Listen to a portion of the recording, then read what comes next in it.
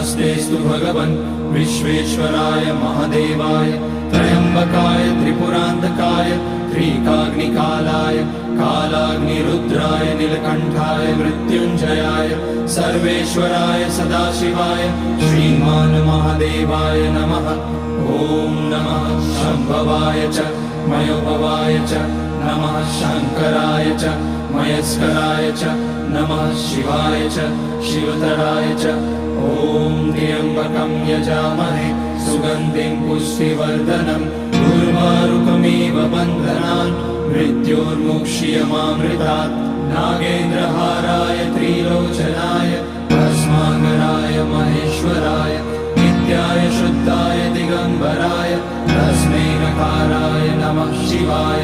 Mandakini सलिलचन्दन चर्चिताय Nandishwar प्रमथनाथ महेश्वराय